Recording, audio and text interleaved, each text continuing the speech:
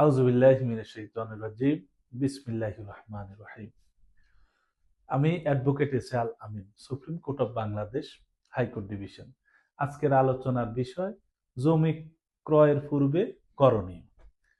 জমি কেনার আগে মালিকানা যাচাই, খতিয়ান ও নকশা পরীক্ষা, বায়া দলিল দেখা, তহসিল অফিস ও সাব রেজিস্ট্রি অফিস থেকে কাগজপত্র যাচাই করা এবং সরেজমিনে জমি পরিদর্শন করা আবশ্যক।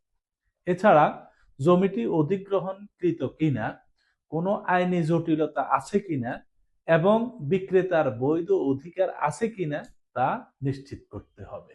নাম্বার 1, কাগজপত্র যাচাই। দলিল, সর্বশেষ রেজিস্টার্ড দলিলের সাথে আগের বায়া দলিলের মূল দলিল মিলিয়ে দেখুন। মালিকানার ধারাবাহিকতা যাচাই করুন। খতিয়ান, সিএস, এসএ, আরএস, বিএস, মহানগর, ডিপি খতিয়ানের কপি সংগ্রহ করুন। মালিকের নাম ও দাগ নম্বর মিলিয়ে নিন। নকশা, ভূমি অফিস থেকে জমির চূড়ান্ত নকশা, মুজা ম্যাপ সংগ্রহ করে দাগ নম্বর ও সীমানা মিলিয়ে নিন। নামজারি মিউটেশন, হালনাগাদ নামজারি খতিয়ান ও রসিদ আছে কিনা দেখুন, এটি মালিকানার গুরুত্বপূর্ণ প্রমাণ।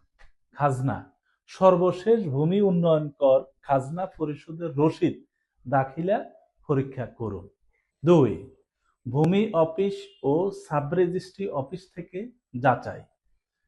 তহসিল অফিস, তহসিল বা ইউনিয়ন ভূমি সহকারী কর্মকর্তার কাছ থেকে জমির বর্তমান অবস্থা, মালিকানা ও সরকারি স্বার্থ আছে কিনা খাস পরিত্যক্ত তা নিশ্চিত হন।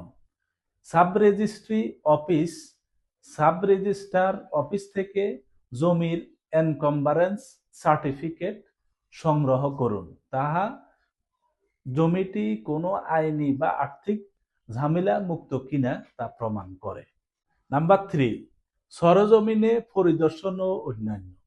সরজমিনে জমি পরিদর্শন, বাস্তবে জমির সীমানা, আয়তন ও পারিপার্শ্বিক অবস্থা সরজমিনে যাচাই করুন।